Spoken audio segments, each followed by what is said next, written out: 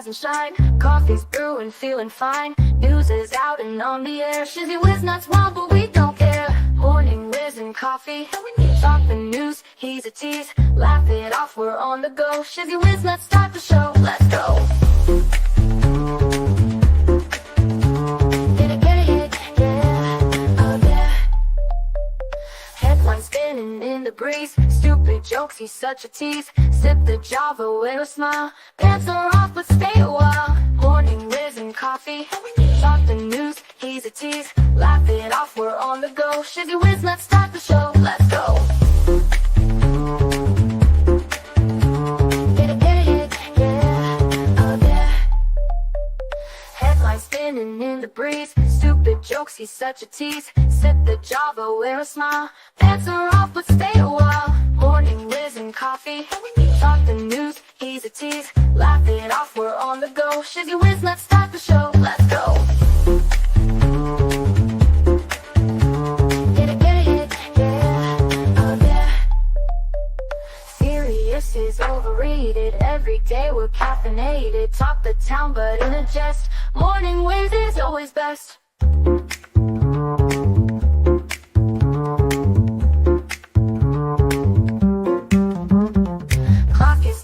Time to run. Morning show's a load of fun. Grab your mug, don't spill a drop. Laugh your ass off till you pop.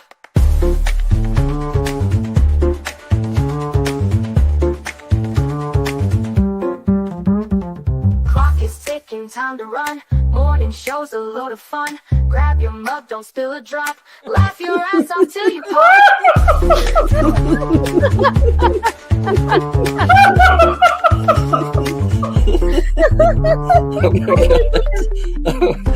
Oh my god. Shizzy breaks Larry. Shizzy broke Larry.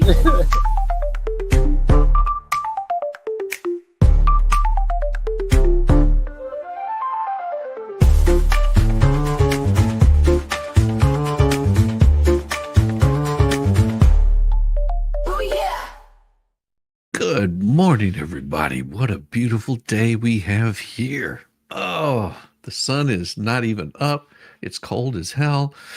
And a lot of you folks have really nasty weather. But you're here with me, staying nice and warm. Good morning. Good morning, Tammy Bugard. How you doing? Good to see everyone. Good to see you, Denise. Good to see you. Oh, my gosh. You guys are just all over the place. So many of you fine folks in there. I am not going to be able to catch every single one of you. Welcome, hail, chat. It is so wonderful to see every single one of you. Good Lord Almighty. Hey, Stormy, how you doing? Oh, yes, we have some news from last week, but it just needs to be said again and again. Charlamagne the God is starting to catch on to the left's game. Charlamagne the God, is the man whom old Joe Biden memorably said during the 2020 presidential campaign, if you have a problem figuring out whether you're for me or Trump, then you ain't black. Yeah. That should have been enough of a wake-up call for Mr. God, or is that Mr. the God, as to how the left views black Americans. But old Charlamagne is still apparently a leftist. He is, however, starting to have second thoughts. The Daily Caller reported Friday that he is now rethinking his assumption that Trump was a fascist in light of the Democrats' conciliatory behavior since the election. And with good reason. If they don't believe their campaign rhetoric, why should he? On his Brilliant Idiots podcast, Charlamagne said, I've never called Donald Trump a fascist based off anything I heard from Democrats. I said that because of things I heard come out of Donald Trump's mouth. Right. Oh, yeah. Like what? Anyway, Charlamagne continued, but guess what? I don't even know if I believe it anymore, but only because of how they're acting. I'm, well, like, gosh darn, maybe it ain't that much of a threat. Yeah, maybe you think. Charlamagne's realization reflects on the quandary in which the left has found itself ever since the election. Some want to maintain that Trump is a little Austrian man with a funny mustache, but others realize both that it was hollow to begin with, and it's counterproductive while Trump is in the Oval Office and pursuing policies that are popular with massive numbers of Americans. So should they be civil towards Trump and try to work with him, as virtually every defeated party has behaved towards the victor since the beginning of the American Republic? Or should they keep up the pretense that Trump is a mortal danger to our society? The latter course is that war is exhausting, and a spirit of cooperation could help bind up the nation's wounds. However, to drop the fear mongering about Trump would also expose the Democrats as having been liars all along. And that's exactly what they are, but they don't want to go around broadcasting that fact. Charlamagne's co-host Andrew Schultz even dared to say about the Democrats, they lied to you. Of course they did. That's what they always do. They not only lied about Trump, they lied about the coup, they lied about Biden's fitness to hold office, they lied about Hunter's laptop, and they're still lying about climate change and a myriad of other matters as well. The devil said Jesus is the father of lies, John 8:44. And Old Scratch might well be the chairman of the Democrat National Committee as well, since the phrase truthful Democrat is as magnificent and opposite of an oxymoron as ever was uttered by mortal man. Mr. The God, however, quickly hastened to reassure the fascist in his audience that he was not guilty of wrong thing. That don't change my vote, he insisted. I would have voted for the vice president. Yet, troublesome unwoke thoughts are still assailing Charlamagne. He was annoyed with Barack Obama for laughing and giggling with Trump during Jimmy Carter's funeral. And who wouldn't be? After all, would Obama have held a friendly chat with Adolf himself? Charlamagne said, according to the caller, that Obama's behavior revealed the performative nature of politics, and there was no doubt about that. Deeply unhappy with Obama, Charlamagne reasoned, after you went so hard calling somebody a threat to democracy and calling somebody a fascist, and now you just chummy with the man. You told us he was a threat to democracy. To me, that's just terrible political optics. After you've used such crazy arse rhetoric against him. Exactly. All the hysteria from Obama and the others about how Trump was a wannabe king and wannabe dictator was just campaign rhetoric and nothing more. Yet the damage has been done to the political discourse, and the national unity may well be irreparable. A significant percentage of people who voted for Camel Toe were desperately afraid that the little mustachioed artist from Austria is now occupying the office, and that his reign of terror is just the beginning. Yet Fox News reported Wednesday that by a 58-point margin, voters think Democrats should look for opportunities to work with the president-elect as opposed to resisting his agenda and causing division. 78% compromise, 20% resist, and that 20%, however, thinks that to work with Trump would be like working with Jack the Ripper. But Charlamagne, the God, has caught on to the leftist lies, and that means others have as well. That 20% doesn't have absolute power anymore. Good to see you. Good to see you, fine folks. Yes, we shouldn't have this massive political division that we currently have. It should be a little bit simpler than that. But yet we can't do that.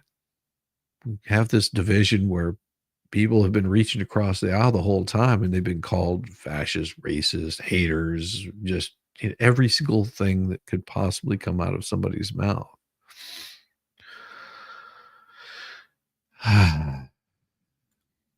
Another Monty Python joke just became a reality in Mississippi. I think that's pretty interesting. Gentlemen, we have to find something new to tax. John Cleese's political character told the gathered officials in the classic Monty Python sketch.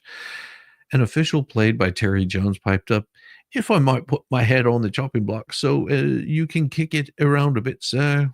Well, most things we do for pleasures nowadays are taxed except one." "What do you mean?" "Well," Jones explained, "smoking's been taxed, drinking's been taxed, but not thingy." After everyone eventually figured out that Jones was talking about sex, Eric Idle added, thingy, well, it certainly make a chartered accountancy for much more interesting jobs.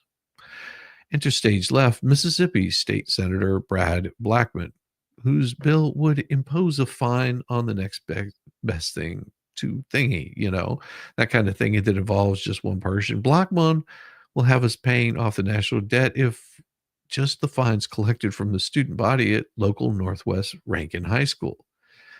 Keep the government out of our bedrooms, they used to say. Now they're going to have to inspect the sheets. According to the Hill, the first penalty would be 1,000, the second would be 5,000, and a fine of 10,000 would impose for the third or subsequent offenses. Father Guido Sarducci joked about a much smaller 25 or 35-cent fee imposed by God. It could really mount up.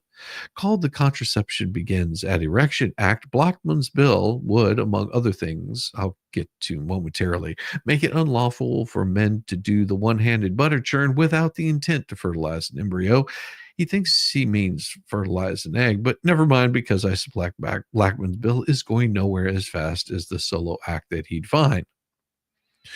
Perhaps a bit too clever by half, Blackman's bill is trying to make a ham-fisted point about access to abortion and gynecological care in his home state. I'm trying to figure out when it's okay for the government to dictate when you do in the privacy of your own home. Blackman told Newsweek Monica Slager, apparently it's when the laws regulate men. You have male-dominated legislatures in Mississippi and all over the country that pass laws that dictate what women can and cannot do with her body. I won't get into the semantics about the difference between what a woman does with her body and what she does with the body grown inside her body, not with the man who thinks embryos get fertilized. In addition to finding male slap of the spankety-wankety, where's the ERA now that we needed the most? Wouldn't seem to outlaw recreational sex, except Blackman's bill does generously provide for two carve-outs, one for men making the donations, and the other when couples use contraception. The enforcement mechanism would likely make Big Brother blush. Blackman, 36, assumed office just 3 weeks ago, a Senate seat previously held by his mother, Barbara. So maybe we should just excuse his youthful enthusiasm, at least until they start imposing a fine for it.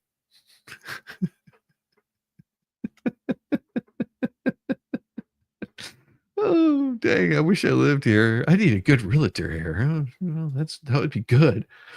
Oh.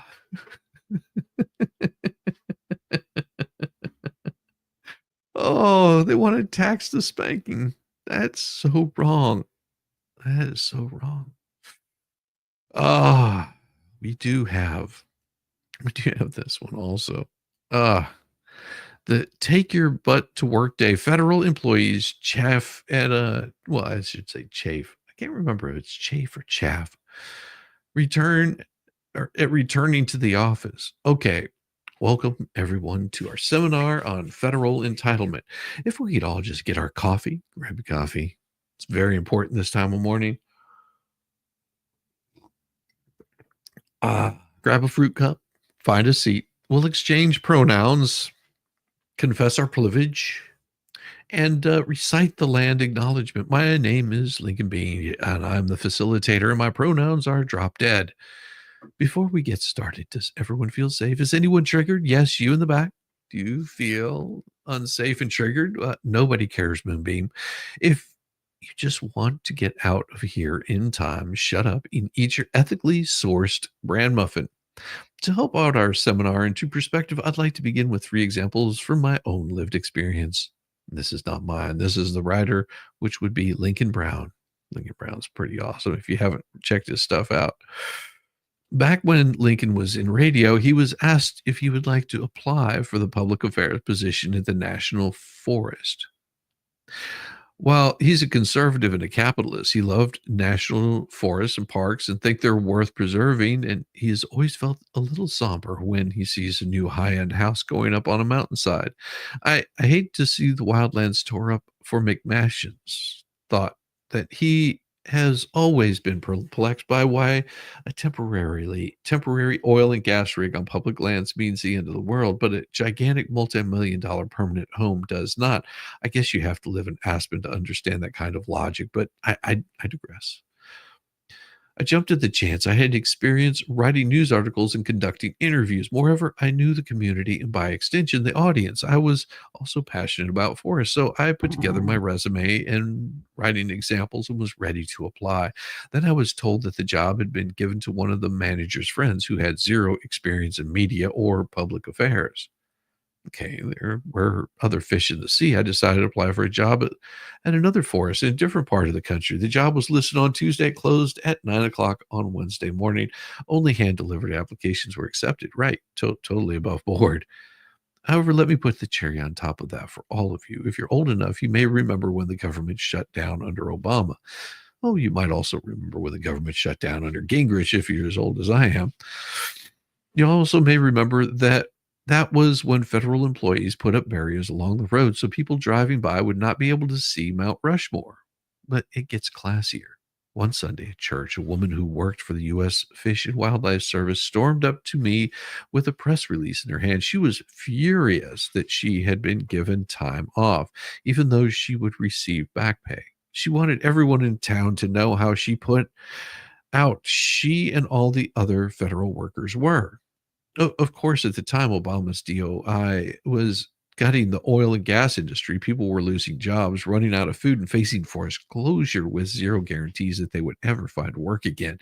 But that didn't ever occur to her. After all, she and her coworkers had to take a 2 week break.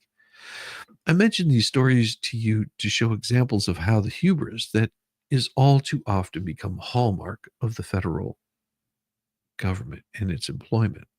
These people seem to forget that not only do the rest of us pay their salaries, it is our money that funds their medical care and their pensions. Yes, there are federal employees who are dedicated and hardworking, but we aren't hearing from them. But what's on full display is the anguish and the anger displayed by federal employees who must now actually leave their homes and go into their workplace, like people have been doing like forever.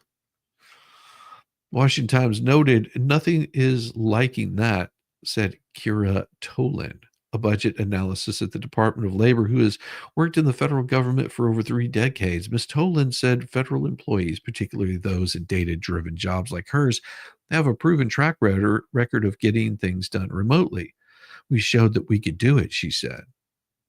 And it isn't just the rank and file. The American Federation Government Employees also has its nose out of joint. Union President Everett Kelly stated, to justify this backward action, lawmakers and members of the President Trump's transition team have spent months exaggerating the number of federal employees who telework and accusing those who do of failing to perform their duties of their jobs. The truth is, less than half of all federal employees are eligible for telework, and the workers who are eligible to telework still spend most of their hours at a regular duty station. That may be, but when the union members howl over working conditions to which many of the U.S. must adhere, it's hard to muster much sympathy, particularly when you know how such people are quickly on their way up the GS scale. If you don't understand what GS scale, it means how much you're getting paid by the government. Yeah, it's a salary based on how long you've been there. You just start moving up. Jennifer states people are losing their minds because POTUS, the real Donald Trump, is forcing them back into the office. Someone sent me this one, but there are tons. Apparently, people threatening that they're going to quit. Yeah, like this lady right here. What pisses me off about this is that I had just got approved for remote work. Being fully remote is like will be so beneficial for me and my family. But no, that man got to come in here and be a hater. Him and Elante. There's so many people that are remote work for numerous amount of reasons, and now they got to come back in office. Like, luckily, I don't know if this is for people that have telework agreements, because I only have to go in twice a week. If they take that out too, oh baby, I'm gonna have to find me another job because Please do. what y'all got against us? We just trying to mind our business Please do. and do our job for the citizens that depend on our agencies. But no, y'all got to come and be a hater. These buildings are full. Like if they remove this and wanted everybody in office, we can't even fit up in that mug. Like right now, my whole team, we have several teams that are DWL because there's no room. but y'all want us back in the office. It doesn't make sense. It don't. Yeah. Yeah, that's their reasoning behind it. And someone posted good. To add fuel to the fire, some federal employees are attempting to garner support by venting their anger on local businesses. Over at Reddit, federal employees are in total meltdown that President Trump has ordered them to return to the office and get back to work. Right now, the top suggestion is for employees to boycott all the local small businesses near their offices and restaurants and groceries. I can already feel the tears of empathy for the government workers welling in my eyes. Wait, sorry, what a piece of sauerkraut. All because they have to put on pants, show up to the office. They can no longer spankety wankety and spread their seed all over their screens anymore. And thank you for attending that seminar today. If you didn't get anything out of it, well, the same can be said for your tax dollars. Yeah, it's absolutely insane that these folks have not realized that we don't care.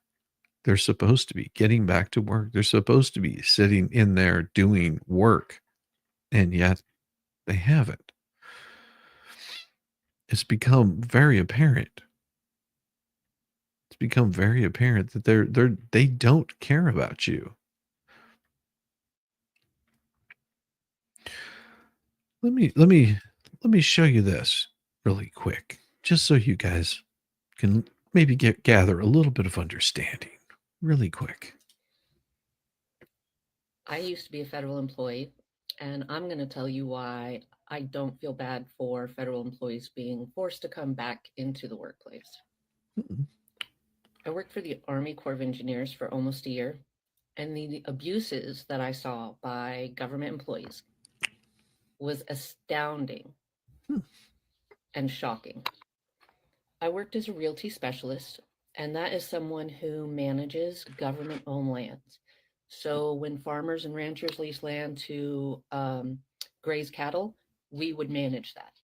When I was Interesting. hired, my boss bragged that it was basically impossible to get fired from the federal government, and that in her entire time working for the government, she'd only seen one person fired, and that person assaulted a fellow employee, and she wasn't even fired for assaulting the employee at work.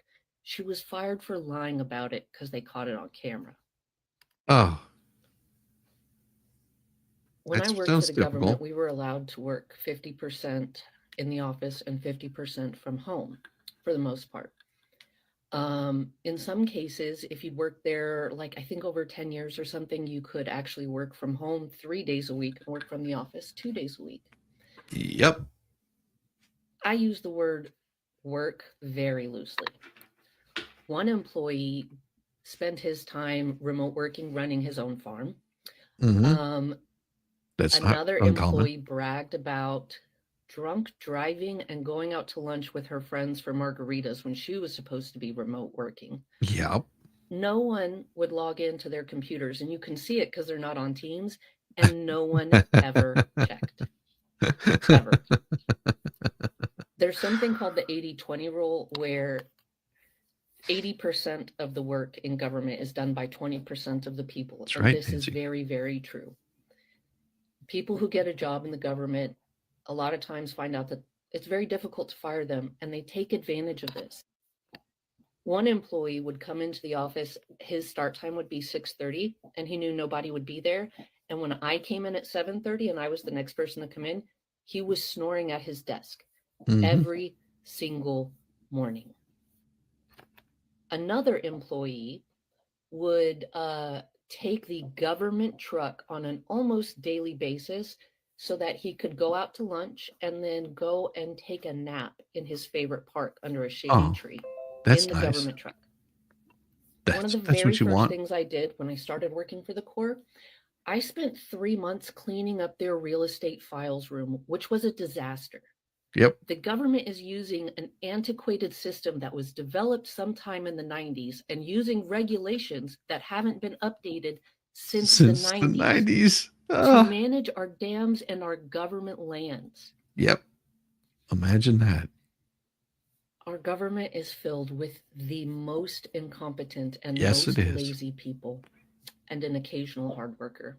Yep. And those hard workers are severely punished every time they outwork their colleagues. Yes. Because then the colleagues realize people will see that they're lazy and they don't want to have to work more. They're just Exactly. buying time until they retire That's in absolutely almost true. every case. My point is, some of our government Thanks, Zach. organizations haven't been maintained or updated in so long that you basically need to create a new organization and start from scratch. Oh, Because imagine that. there's almost no way to transfer it over. And there's so much red tape in between, it'll never get done. Exactly. But I know that our government is inefficient because the people working for it are not doing what they need to do to take care of the rest of us. So no, I don't think government employees should get the benefit of working from home. If our government is not working for us, we shouldn't have to take years to do anything in a technological age. They choose to take that long. That's a choice. Yes, So it is. they can choose to do things faster and more efficiently, and then they can choose to get remote work back. I don't feel bad for them at all. Nope. Nice and well put. That is the best thing that I've heard all morning. That is exactly how I think people should be looking at this.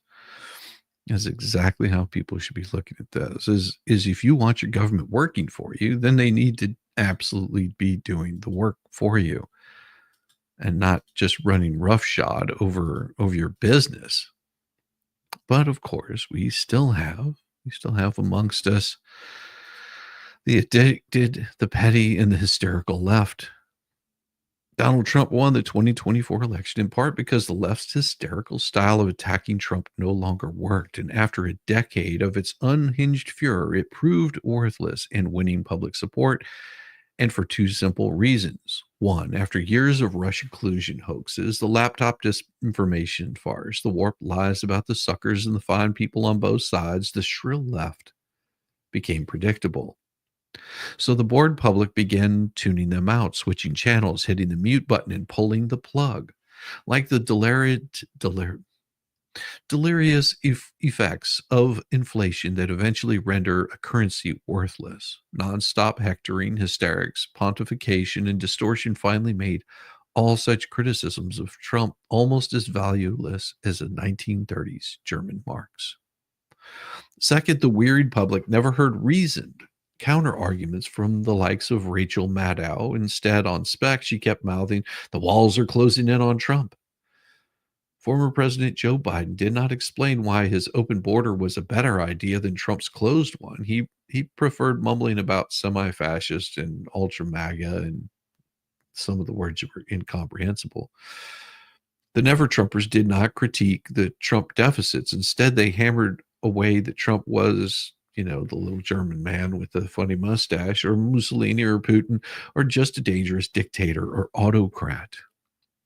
Angry retired generals never demonstrated why Trump was, in their view, an existential threat to democracy. Instead, they shouted nonstop with op-eds and interviews that he was a fascist, Yahtzee-like, no different from the guards at Auschwitz, a pathological liar, and should be summarily removed. Worn-out voters began to understand that these psychodramas were substitutes for substantive criticism, or occasions for legitimate debate. Indeed, the exhausted public finally concluded that the hysterics increased in direct proportion to the poverty of the charges. So what did 10 years of such derangement achieve for the left? Trump now has control of the White House, and both houses of Congress operate under Republican majorities. The Supreme Court is mostly conservative. Almost all of Trump's issues, the border, immigration, the economy, foreign policy, and crime poll, went over 50%. No matter, the left is still hammering away with the trivial and irrelevant and remains paralyzed in furor and hysterics. No matter, the left is still hammering away. When Snoop Dogg performed at the Trump inauguration, and Navarro of The View, in racist fashion, called the rapper a trained seal. When Hegseth went before the Senate for confirmation as Secretary of Defense nominee, Democrats asked almost nothing about nuclear strategy, recruitment shortfalls, or the paucity of artillery shells. Instead, what followed were animated gotcha lectures about Pete Hegseth's prior adultery. No sooner had Hegseth finished his successful audit than the left rounded up his former sister-in-law, now divorced from his brother. A hardcore Democrat, she confessed she wanted his nomination rejected. She further claimed, with no evidence, that she had heard from his ex-wife that Hegseth was a wife beater. His former wife immediately denied the charges. She pointed out their prior divorce settlement that recorded neither had ever lodged such a complaint against the other. Next, the left went after Elon Musk. Recently, he had finished an address by touching his heart and then extended his arm out to the crowd. To the left, that greeting now proved that if it was a Yahtzee salute. Yet, in no time, during the internet cited photos of Hillary Clinton, Barack Obama, Elizabeth Warren, all extending their stiff arms out in identical fashion to Musk.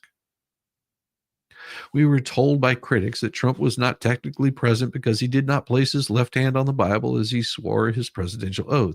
The Constitution, of course, demands no such act, but it does explicitly state that no religious test shall be required to hold public office. During a national prayer service for newly sworn in President Trump, the idiot bishop of Washington, D.C., Marianne Booty, hijacked the sermon. She rebuked Trump sitting right in front of her because he supposedly had portrayed illegal aliens as and transgendered children in the harshest of lights. Booty later bragged that she'd used the occasion to sandbag Trump with one-on-one conversation. She talked grandly of mercy, but not of the thousands of Americans who have been physically assaulted or attacked by illegal aliens, or tens of thousands of deaths due to largely important fentanyl, or the unfairness of open borders to legal immigration applications, or the suffering of our poor citizens when their social services are overwhelmed by some 12 million illegal entries in the last 4 years. In some, the left wants no debate because they know voters have rejected what they saw and suffered during the last 4 years of the Biden administration. Forgetting nothing, learning nothing, like zombies, these leftists keep screaming banalities. But like addicts and their feel-good fixes, their hysterics only further turn off the public as they join to destroy themselves. It's one of these situations where I'm trying to think the best way to put this. I'm really trying to find the best way to put this. I can do it this way. Let me see if I can make sure this volume is good and we don't have it too loud. Give me just a second. And we'll move that just a little bit down. Here we go. This will explain quite a bit to you. I'm John Modlin, Chief of the U.S. Border Patrol's Tucson sector. This morning, I'm at the Tucson International Airport. Behind me, you can see recently processed migrants boarding an international flight back to their country of origin. I would remind anyone thinking about crossing the border illegally between the ports of entry that under Title 8, you may face an enhanced expedited removal process, meaning that upon being encountered, you'll be promptly placed into immigration proceedings and may be removed. Instead, anyone considering migrating to the United States is highly encouraged to apply for admission. Don't risk your life or the lives of your loved ones by crossing illegally through Arizona's desert during the summer months. Remember, there are consequences for illegal entry under Title 8. These consequences are strictly enforced. Use the CBP-1 mobile application. Don't cross the border illegally.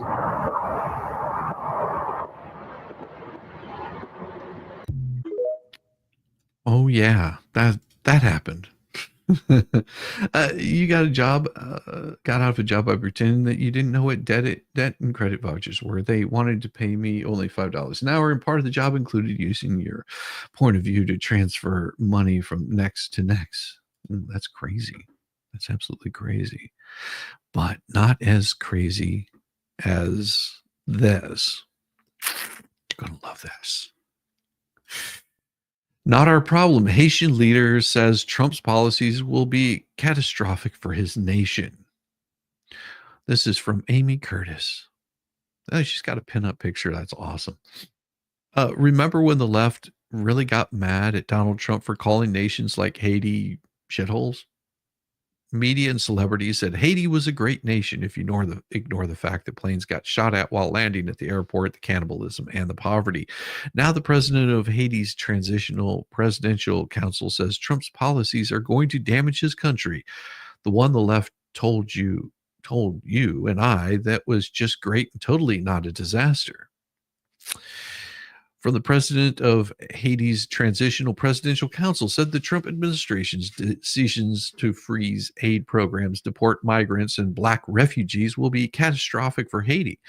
Leslie Voltaire made the comment in an interview with the Associated Press in Rome on Saturday following the meeting with Pope Francis at the Vatican. She visited the Pope to ask for help for Haiti. I'm knocking on the doors of the people who love Haiti. The Pope loves Haiti and is eager to help, Haiti's interim president said. The pontiff and Voltaire discussed the dire situation in Haiti where gangs have killed civilians and operate across the Caribbean nation with impunity. Half of Haiti's 11.4 million people are already hungry, according to Voltaire, and losing humanitarian assistance will make the situation dramatically worse. And ex-users were not sympathetic at all. It says here that their last election was in 2016. The winner was assassinated by gangs and maybe as prime minister in 2021. The country has been ungoverned except by horrible gangs since. You should all know this, AP, but you pretended not to because you hate.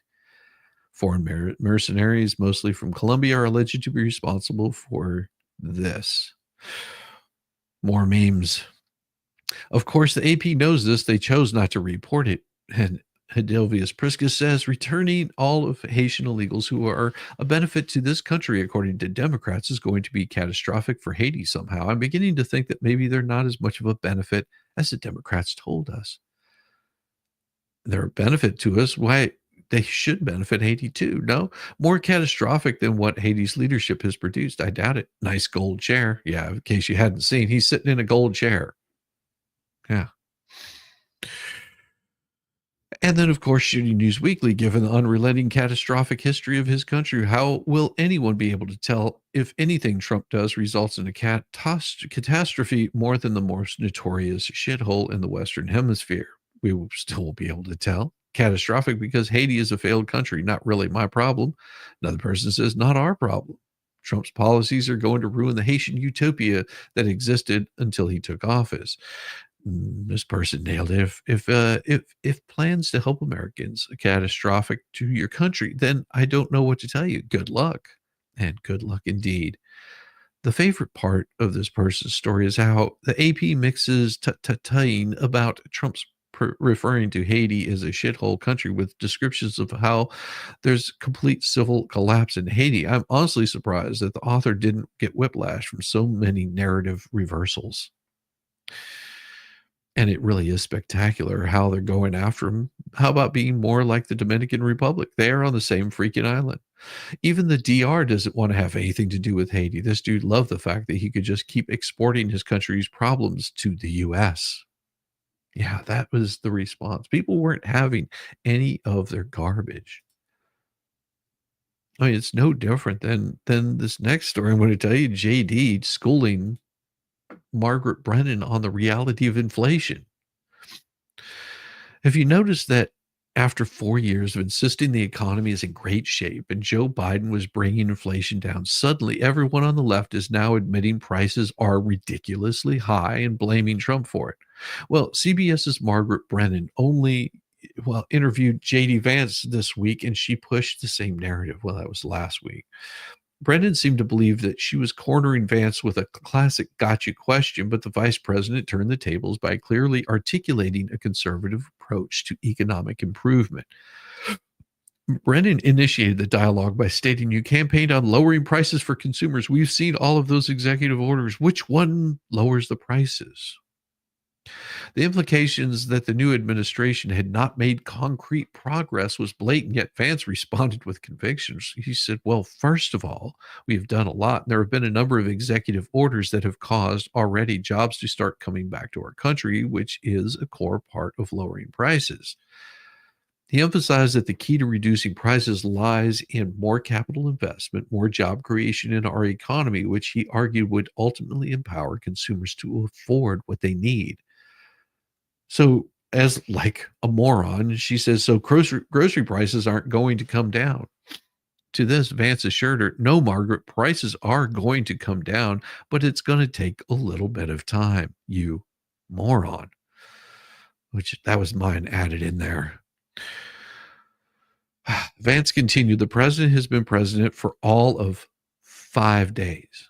I think that in those 5 days, he's accomplished more than Joe Biden did in 4 years. It's been an incredible breakneck pace of activity. He also pointed out not only does the White House plan to work with Congress, but that more executive orders are coming. You asked specifically what executive order is going to help lower prices. Vance continued all of the stuff that we've done on energy to explore more energy reserves, to develop more energy resources in the United States of America. One of the main drivers of increased prices under Joe Biden's administration is that we had massive increase in energy prices.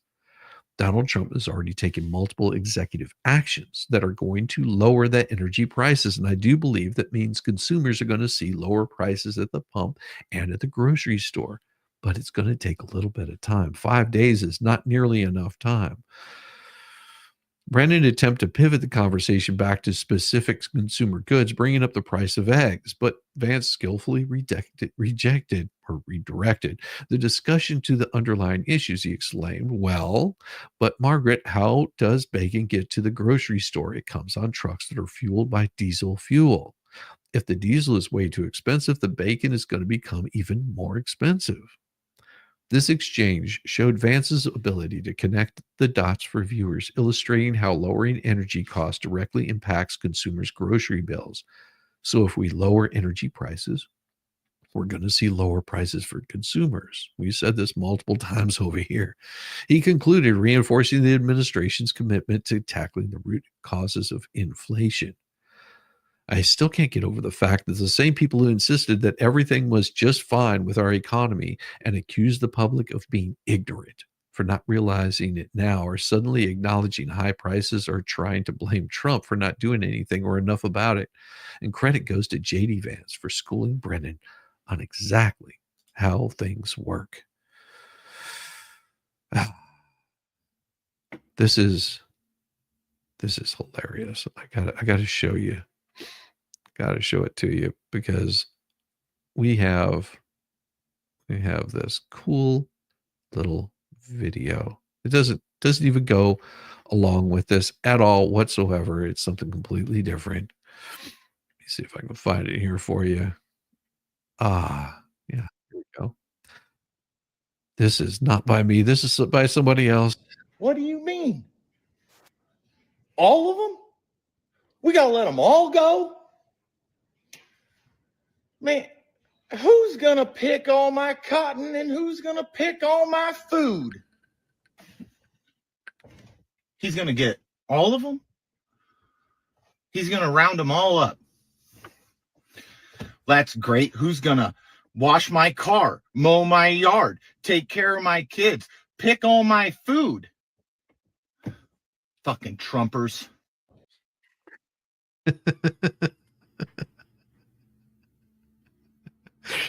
And here's something else that you probably didn't know.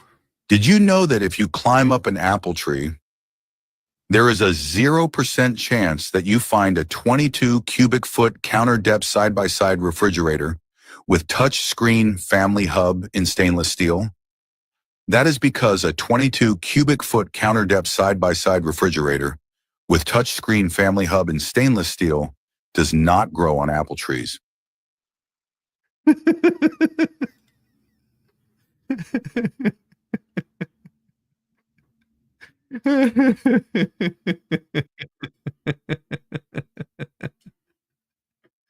Oh Oh, I'm sorry I had to do that.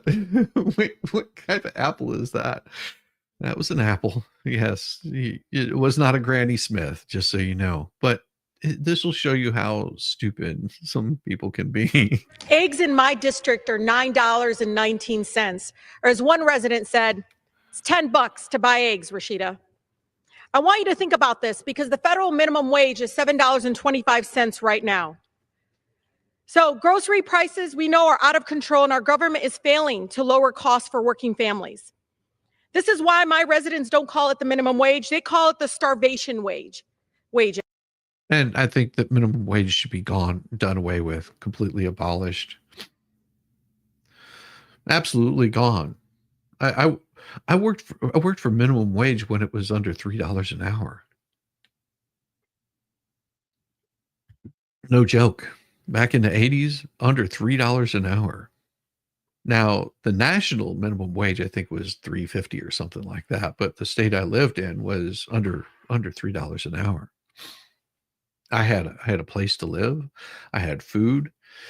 Gas was what, 99 cents a gallon? The apartment that I shared with my cousin was, I think it was $200 a month.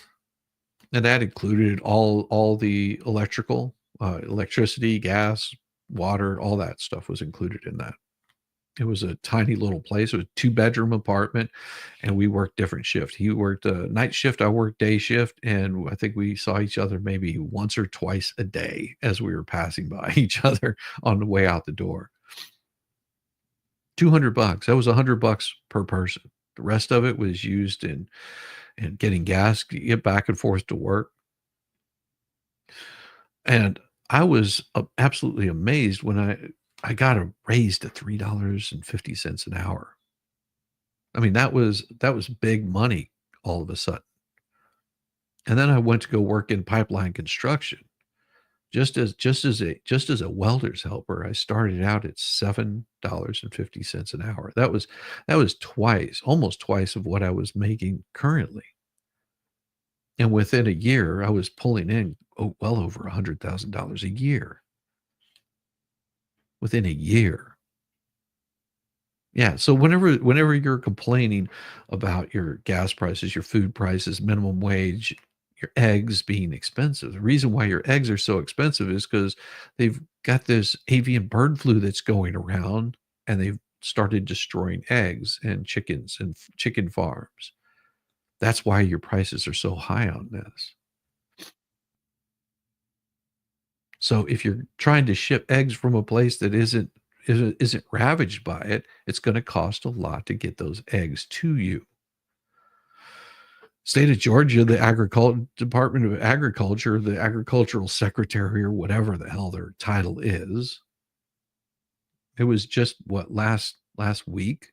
I'd go into my local grocery store, and there was no eggs on the shelves, not a one. They might have had egg substitute or something like that, but there was no eggs. They were gone, just completely gone. You couldn't even buy them. So she doesn't understand how things work. This is their doing that created these high egg prices. This is like the toilet paper issues that they were having during the coup. No different. Hasn't changed. It's been 16 years since Congress has raised the federal minimum wage. Doesn't need But let's to. get to the core value here of understanding this, that a mother in our country right now can work for an hour and not be able to afford eggs. So it's really unacceptable. And I heard the reasons, but they still don't add up.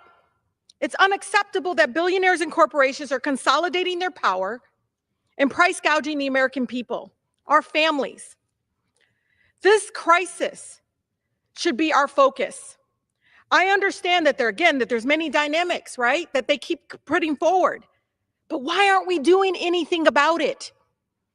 Because fear and division keeps us distracted from what really is going on. Those that are rich and wealthy in our country are becoming richer under every single decision I've seen so far. So egg farmers are becoming richer? Yeah, she's not very bright. She's not very bright at all. Democrat who pretends to understand economics. Yeah, but the whole time she's been in power in her district. Yeah. The whole time that these people have been disparaging against everyone that live rurally and not in cities, wanting to make everybody a smart city. This is how it works in communism. They want everybody to have the right thing. And speaking of right thing, we're going to do something really good right now. We're going to take a little break. We're going to go get a little bit more coffee, and we're going to be right back with you. So if you want, I can just give you a nice little dance just to make you feel even more disgusted with me and this show. Give me just a second.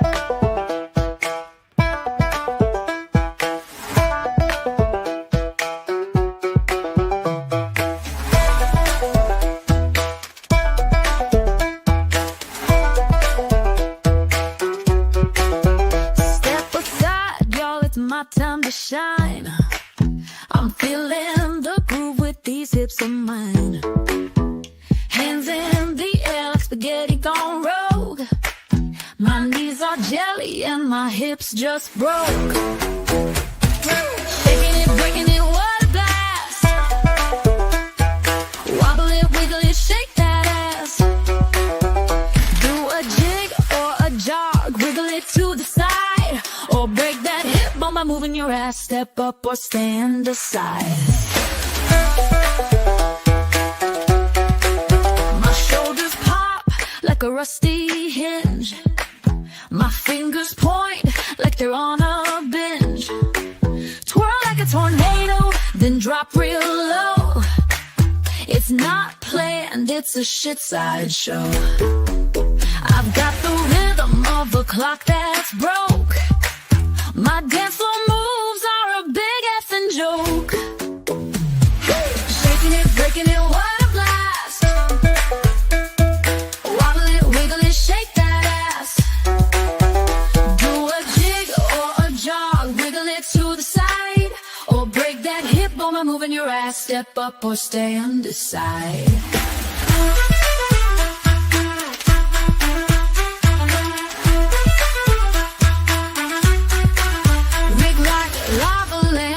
Mesmerizing glow. You can't help but watch me steal the show. I summon the shake, the shimmy, the twist, a mix of genius and a big old fist. You're drawn in close, your feet start to twitch, feeling the groove like a broke ass bitch. Yeah. Shaking it, breaking it, what a blast. Wobble it, wiggle it, shake that ass. Do a jig or a jog, wiggle it to the side, or break that hip bone by moving your ass. Step up or stand aside. Now we're all in the shake, no need to be shy. Move like spaghetti and reach for the sky. We'll dance like we're cursed, laugh to a sore. Shizzy whiz nut reigns forevermore. So join the dance, let your weirdness unfurl. We're shaking ass, not a care in the world.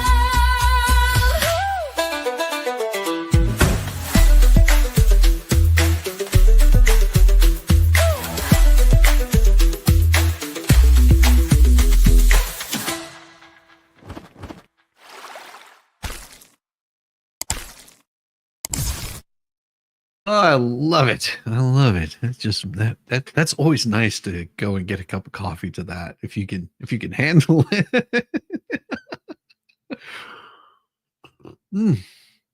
Oh, good morning, Volstorm. Good to see you. Good to see you. Oh man. Let's get back to this blathering idiot here and see what she has to say, which is not much. Oh. One glaring thing, again, in the 200 executive orders that we've seen this week is missing any mention of lowering the grocery prices for our families. Not one word. We know there's been promises made by this current administration that they're going to lower costs for Americans on day one. But 3 weeks into the new Congress, we haven't seen a single bill. No, he's only been in the presidency for 5 days at this point. 5 days. 5 days at this point, and she's losing her freaking mind. Ah. To come up to the floor on this issue. In my district, they are drowning in high cost of health care. And don't get me started about our auto insurance, which is now up 40%. Many paying almost the cost of rent, the cost of their mortgage to have auto insurance, which was required by law to have. These are laws that they passed. Why? Because a lot of their constituents wouldn't take responsibility. Insurance companies kept raising prices, and that wasn't working. So they made it mandatory that you have insurance or don't drive. Yeah. Yeah. These are laws that they put into place and that Republicans agreed with. Amazing how working across the aisle gets shit done. If you have a vehicle. Instead, we're seeing threats of tariffs that will drive grocery prices higher. Not true. Instead, we see them getting rid of protections for discriminatory actions by companies, by actors that we know fully intend to benefit from racist policies. Racist policies? I know that doesn't matter to the current president and his billionaire friends. Oh, they don't worry friends. about the cost of a carton of eggs or milk or groceries, especially. That's Rashida Tlaib or whatever she wants to say her name is. I don't know. She's got, the perfect size mouth for yelling and screaming. Auto insurance is replacing cars that are made to save fuel. They get crushed easily. Exactly. There's a reason why whenever people would see that nice, beautiful 1973 Plymouth Satellite come cruising down the road, that Prius would never pull out in front of me, ever. Hell, most trucks wouldn't pull out in front of me because they would see this thing and it looked like it looked like it was going to run them over. It didn't look like it had brakes on it. Yeah, they never understood that big 318. It wasn't even the largest engine put in that car. But yeah, it would scare the ever living bejesus out of people. When the three wealthiest men in America, who were sitting right behind the current president at his inauguration, their combined worth, so the American people understand, is $911 billion. Mm-hmm. It is clear that the billionaires now control our government. And this chamber can't let that happen. We need legislative action to lower the cost of living for the American people. Well, Tlaib, how much money do you make? Why don't you look at people on your own side of the aisle? Nancy Pelosi, she came into Congress worth little more than a pot that she could piss in, and then now she's worth what? 52, 100, 200 million, 300 million. I don't know. The number really sort of fluctuates, and that's just her. That doesn't include what her husband's worth. No, it wasn't a 318 Magnum. It was a 318 with a single stage 2-barrel carb. Boom. Trust me, this is a bipartisan issue. Every corner of our country is asking us to do something about this. These are issues that, again, matter to many families. Captain Kern. That's why my residents care about it so much. So please, stop with the fear-mongering and the hate. And I know you're distracting us because you're helping your billionaire friends, but you're hurting. The fear-mongering and the hate is coming from you, Tlaib. Oh, yeah, the egg prices have gone up. Why have egg prices gone up? How much taxes do you collect on every gallon of fuel that goes to your local government? You want to get a reality check. If you really want to get a good reality check, find out how much the gas actually costs that goes to your gas stations, and look at how much tax is put on every gallon of gas. I'm trying to remember the exact number. It's either 75 or 80% of that fuel price goes to your local governments and to the federal government. That's where your money is going, to pay her salary so she can sit up there and blather about nonsense. You really want you really want to find out how much you're paying in taxes, because you have local taxes, and even just your local city taxes, they might have 5 cents per gallon tax on your local. That's why in certain areas you go, why is gas 5 cents cheaper than it is, up the road? Because local governments are putting a tax on it over. Yeah, why do you think California gas is so high? Because they have to process it even more. It's a different fuel. California has different standards on their fuel than the rest of the country does. And then on top of that, if you want to operate a vehicle in California, and you want to have it registered in California, you have multiple catalytic converters on there to supposedly scrub the air. Yeah, look at just go buy a car in California that's been shipped to California. The rest of the country, you don't have as much restrictions on your transportation. Yeah, made cars less fuel economical, and then raised the prices on fuel, and standing up there complaining, doing a lot. What are you doing to help your constituents? Standing up there complaining. I mean, so many American people that are drowning right now with the high cost of living. Yeah, that's her outlook on this. We know what's causing all of their problems. It's definitely not that. It's definitely not that. And as I saw somebody speaking of Chicago, oh boy. Well, you have this right here. Let's go, Brandon. Chicago is tired of illegals. If you've been on X with any regularity, you may have noticed preponderance of people who are having the requisite come-aparts, conniptions, and tantrums over the fact that Donald Trump and the ICE director, Tim Homan, are doing exactly what they promised to do. In some cases, the reactions, have been interesting, like this. See, we came here because she wanted a better life for us. She wanted a better education for us. She wanted for us to have a better future. And now this is all going to be taken away because of him. Because of that stupid, oh my God, stupid fucking felon. He's a felon. He's a villain. He's a felon. I don't want him here anymore. Again. I'm not coming back. I'm never coming back here until he leaves the house. He's ruining my life, her life, and the life of every single immigrant in this country. Yeah. And of course, there's been a few more threats of violence from healthcare workers and leftist teachers. Naturally, ICE can now raid classrooms. And as a high school teacher, I just want to make one thing clear. If someone tries to come in my classroom and take one of my students, one of us isn't leaving the classroom. Play with me. Oh, yes. I'm with you on that. Please. The concept that the left wants to impart on the rest of us is that the entire nation is rising up against the Trump administration's immigration policies. But as the old song goes, it ain't necessarily so. So, as this lady explains, a somewhat salty but completely logical manner.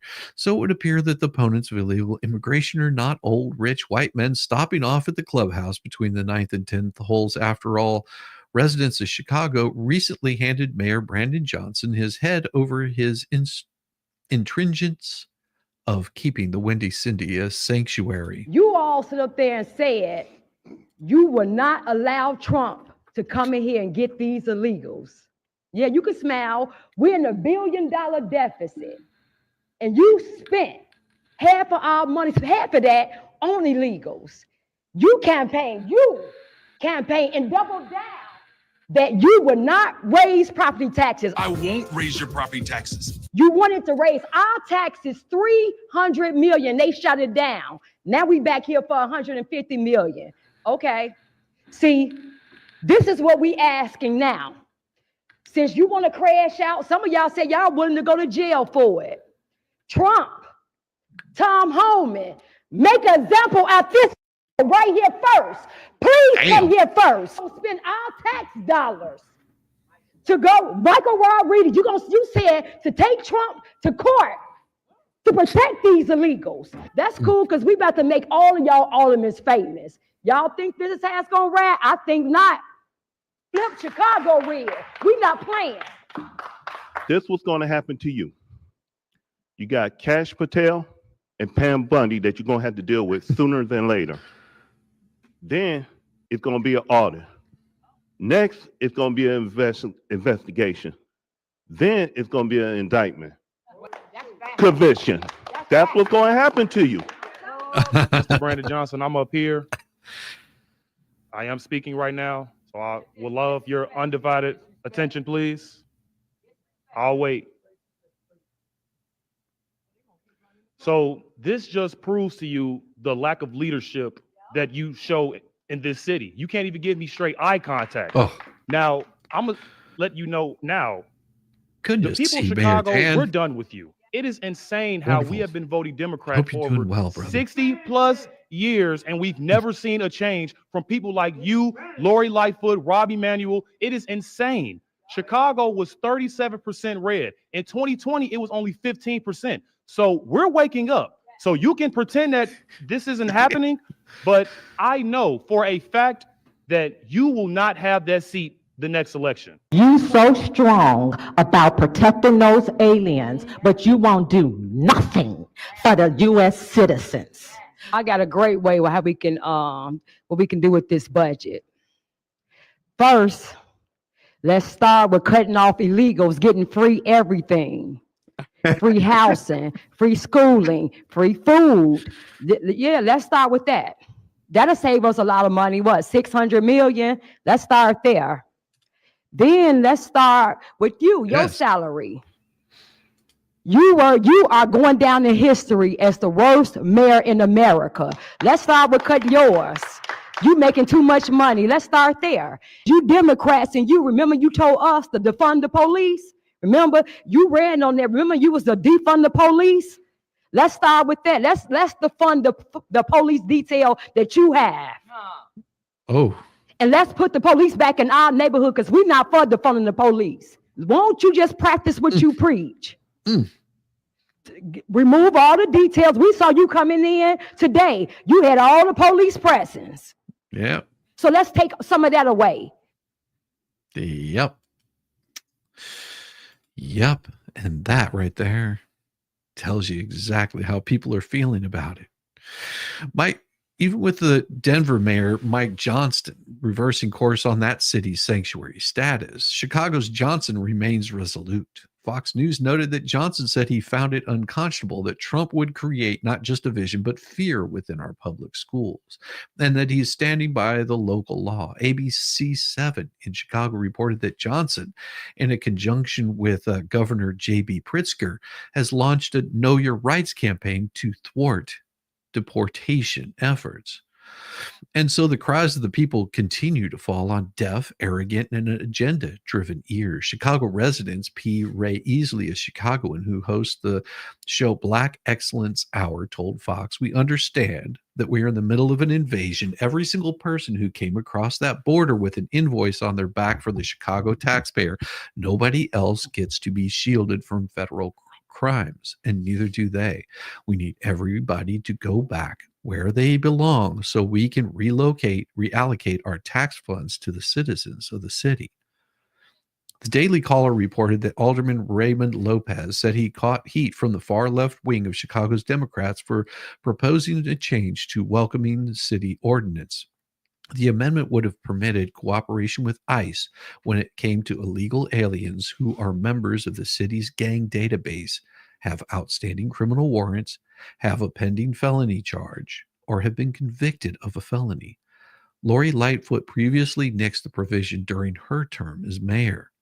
Lopez told the NBC News affiliate, "The left is coming after folks like myself who are trying to find a middle ground because I'm not trying to make Donald Trump the enemy for the next 4 years to win my re-election. I'm trying to protect people in the community." He accused his opponents of lying to the public for their own agenda. He's right, of course. The problem is that Brandon Johnson and his inner circle just don't care. I love stories like that. And we also have this right here. And I have other stories that I want to talk about. The only problem is YouTube still has very strict policies on talking about those stories because they would mark them and they would deem them as medical misinformation. In a heartbeat, they will stop those things from being talked about on the YouTubes. So I have to find other stories to talk about other than that. Like this one. My long J6 nightmare is finally over. I hope. Now, Factorama, this article is not an admission of guilt, is meant for entertainment purposes only. Names have been changed because that's what they did on those old Quinn Martin production shows, and Mannix would never lead me astray.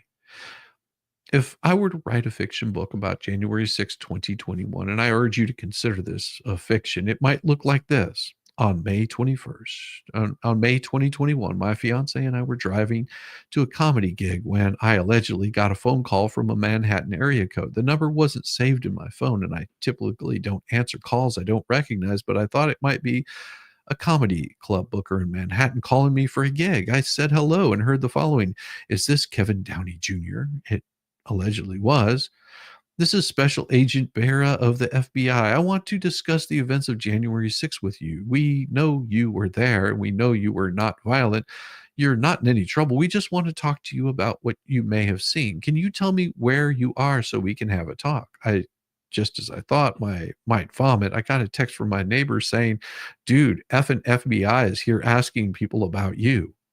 I truthfully told the agent that I was on my way to Delaware for a comedy show. He asked if my fiance, whom I will call Blessica, was with me, and I told him she was. I said I would be happy to meet with him on Sunday. He said Monday would be fine. At this point, Blessica, who could hear the conversation, began screaming, "The F you will, hang up." Neither of us would get a good night's sleep until the night of Inauguration Day 2025.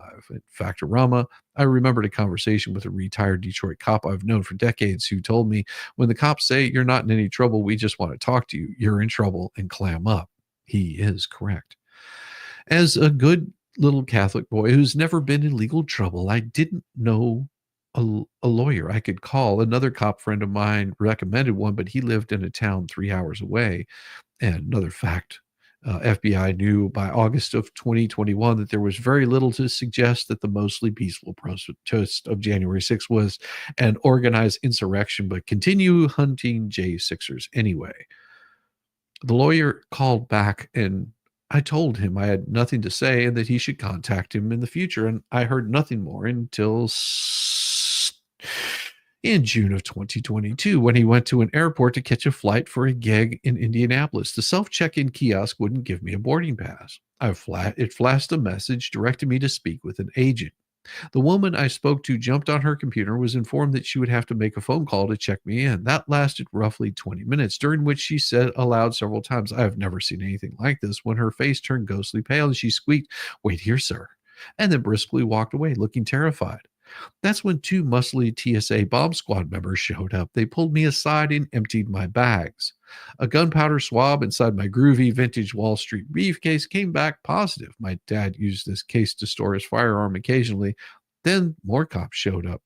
Long story short, I was on the dreaded list, which meant I was to get all but probed because the Department of Homeland Security decided I was a greater security risk, and I had a feeling I knew why. 1 week later, Blessica and I flew to Las Vegas for a gig, and we got the same treatment. They even re-screened us at layovers. Fear and Loathing in Las Vegas. I've been working in Las Vegas, which is Mecca for comedians, for decades, but never as a headliner. This was my first time closing out a show. I was thrilled. Most Vegas casinos keep their shows brief, but they prefer you are on the floor gambling. But this contract required I do a full hour, so I was a little nervous about this gig. Friday's show went off without a hitch. But because it was my first time closing in Vegas, I had to do an hour. It was the scariest non-television show I'd ever done. Then came Saturday's show. At around noontime Vegas time, I received 3 calls in a row from the Washington, D.C. area code that I didn't recognize. I decided to answer the 4th call. Hey, Mr. Downey, this is Ryan Rowley. I'm a reporter for NBC. Do you have any comments about the article I'm about to post regarding your actions on January 6th? I believe I allegedly responded with something clever like, oh, then hung up. He texted me asking for comment. I mentioned that there's a video. 20 minutes later, the article was up, and Ryan J. Riley wrote the following NBC. Kevin Downey Jr. was one of the highest profile participants to have entered the U.S. Capitol on January 6th. He appeared on America's Got Talent on NBC in 2013. And he was one of the men made over by the original Fab Five on Bravo's Queer Eye for the Straight Guy in 2004. He also released at least one DVD special, I'm Not Gay, But Don't Stop, in 2008. More recently, Downey has taken to a turn as a pro-Trumper commenter, writing for the right-wing website PJ Media and describing himself on Twitter as Kevin Ultra MAGA Downey Jr. Judging by the tone of this article, it would seem Riley is not a fan of his. The article mentions I was busted by online sleuths called sedition hunters. How did they get video coverage from inside the Capitol? Did the FBI give it to them? Are they staffed by the FBI? Another fact around I had no idea that old dusty TV credits made me one of the highest profile people in Washington, D.C., allegedly on January 6th. Then Riley began tweeting to the casino where I was working with things like, why would the casino L won't hire a domestic terrorist? And Z also tried to round up the local Antifa prags to rough me up. Hey, it sure would be nice if folks showed up to Kevin Downey Jr.'s show at the casino, what won't name, but at 8:00 p.m. to show him how we feel about insurrectionists and domestic terrorists. My DMs are open. Z kept up the attacks all day, and I can only assume the salad-dodging Riley doesn't like me because I write for PJ Media. In my Twitter bio, I posted my pronouns are Aunt Jemima Master Bedroom to mock the commies who had bravely canceled one of America's favorite pancake syrups. Riley naturally used this to call me a racist, and he continued with his boring day-long Twitter attack on me. Every Marxist institution shared the story about the high-profile J6er and his mysterious, unnamed fiance. 2 friends I'll call Panda Family began calling us Famous Kevin and MAGA Slam Piece. Another fact, Riley's Twitter X is now locked. Only people who follow Riley can read his tweets, and it also appears he, like the rest of the filthy Marxist stains on Twitter, have gone on the Blue Sky app. I then allegedly contacted my wonderful friend, whom I will call Stephen Cruiser. He and Blessica contacted Twitter to have those threats taken down, which Twitter did, but the animals were hungry. I was inundated with threats of violence, invitations to self-delete, and various other taunts, and some of those were, who's going to F your insurrectionist pig girlfriend while you're getting graped in prison, you effing traitor. Many, maybe a bunch of us, tell your MAGA to sleep with the lights on. Communists have such a way with words. Based on the pile of threats and taunts they received, it seemed that the leftist prags are hyper-focused on prison grapings.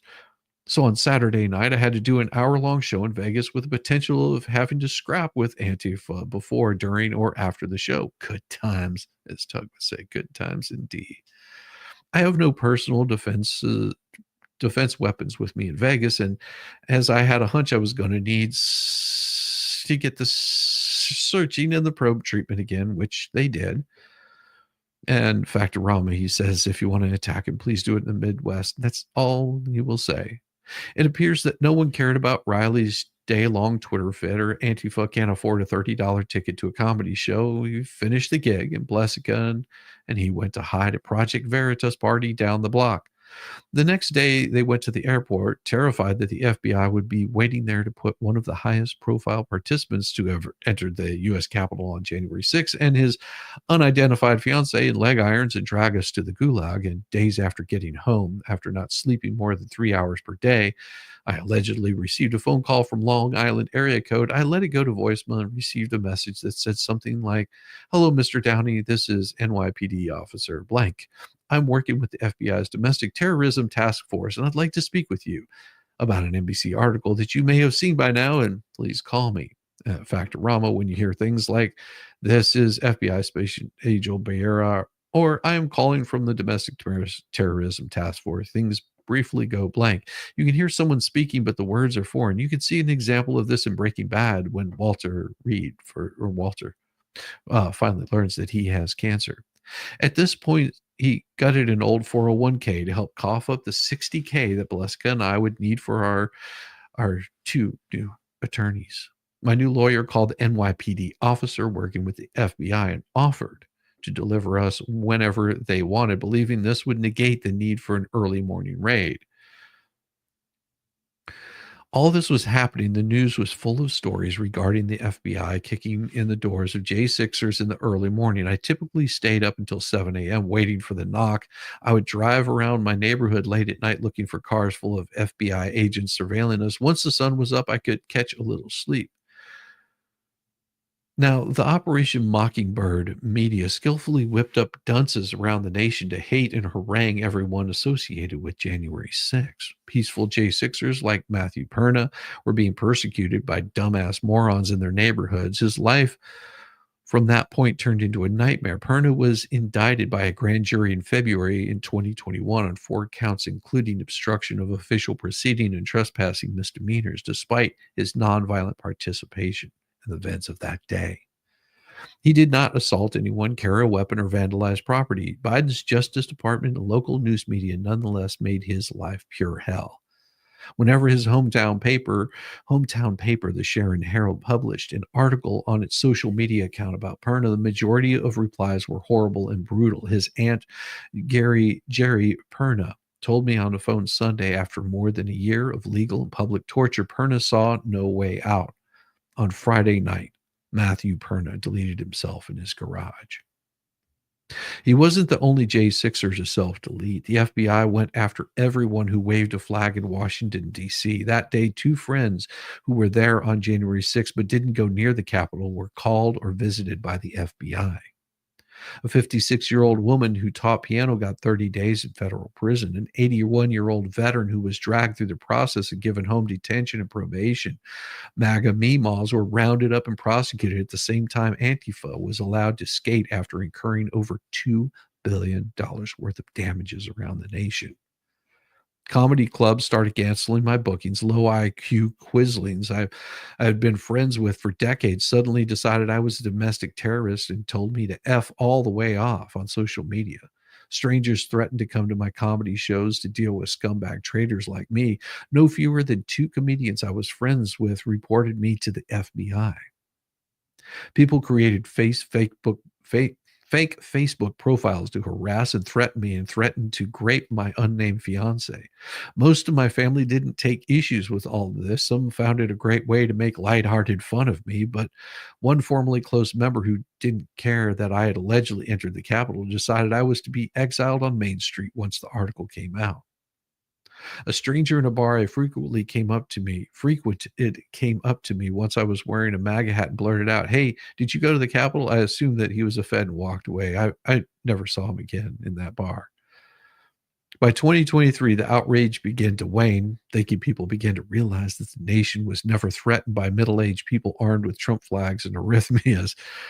A lawyer friend told us he heard that the DOJ and FBI were getting tired of chasing trespassing terrorists.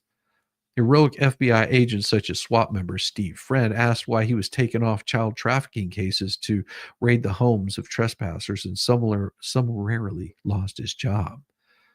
The leftist public rage towards J6ers was insane, but to normal people, we were considered harmless. Patriots called us heroes and part of history. Kind people offered us money, but we refused as our lawyers had already been paid.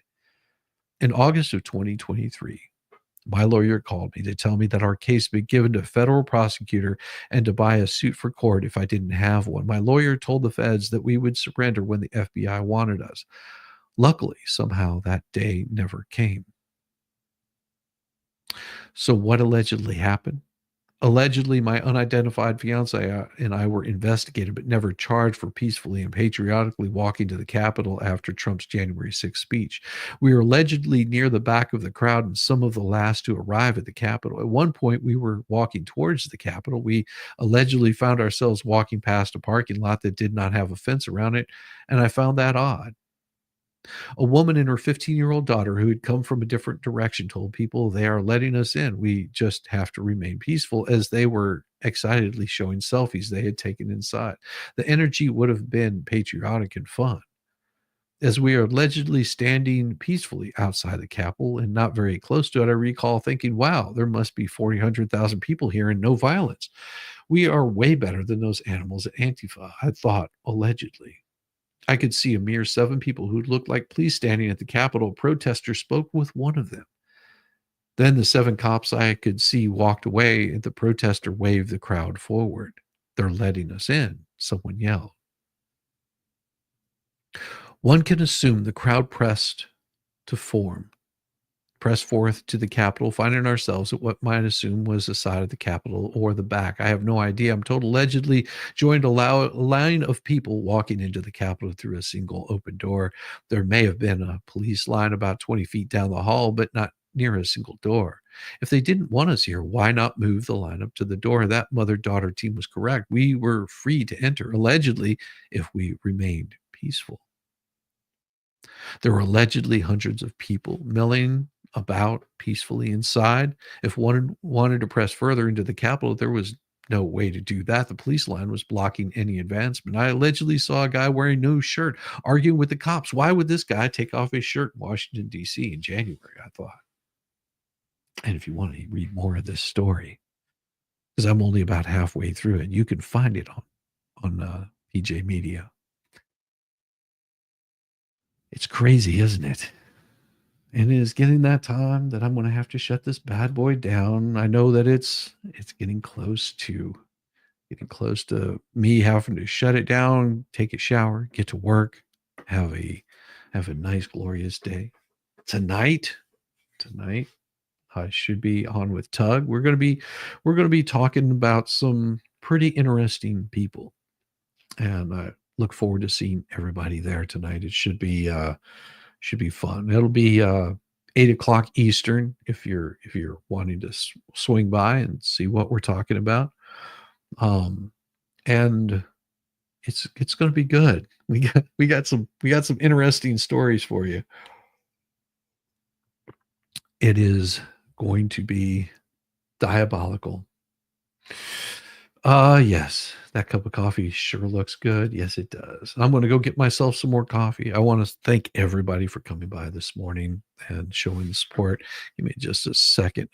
I forgot to do this last night because I just was so exhausted from a long, long day. It really was. So I'm going to forward you guys over to go check out. Let's see who we've got today. I think Mo is probably still on, so I'll probably drop you guys over there, and that'll be a good thing. We get it right here. I think Mo is probably going. Let's see. Yes, the wonderful Mo is live and well. Go swing by, give her a little bit of love. If you're not subscribed to her, then definitely give her a nice sub. Always give her a thumbs up. Hit that like button on your way out. And yeah, join it's Tug's stream, so we'll be over there tonight. Thank you very much, Zach. It'll be a blast to go check that out. And everybody, have a wonderful day. Be kind to one another, and make sure that you hit that, like I said, hit that like and subscribe on your way in and way out. Make sure that the thumbs up or thumbs down, the interaction is there. It's always appreciated. And I'll see you guys very soon. Have a good morning. Peace, y'all. Bless your heart.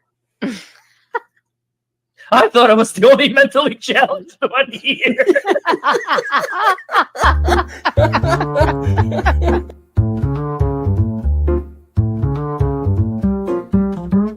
Get it, yeah, oh yeah.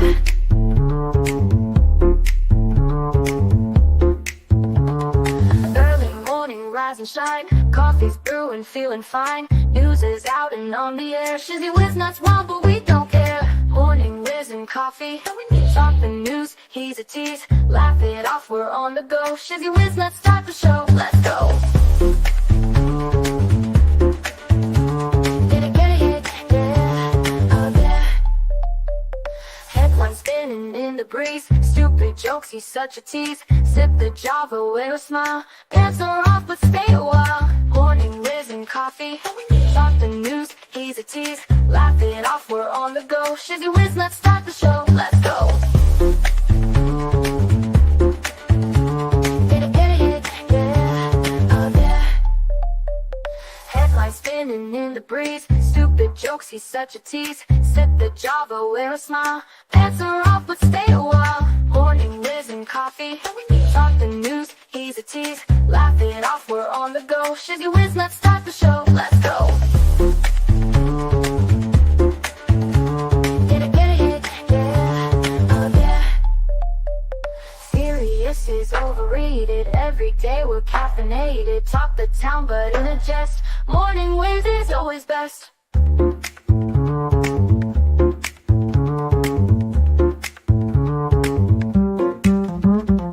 Clock is ticking, time to run. Morning show's a load of fun. Grab your mug, don't spill a drop. Laugh your ass off till you pop.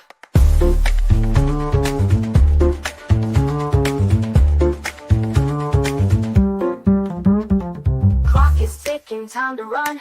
Morning show's a load of fun. Grab your mug, don't spill a drop. Laugh your ass off till you pop.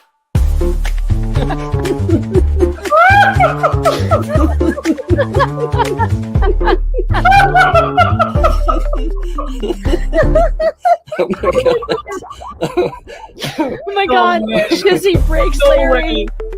Shizzy broke Larry.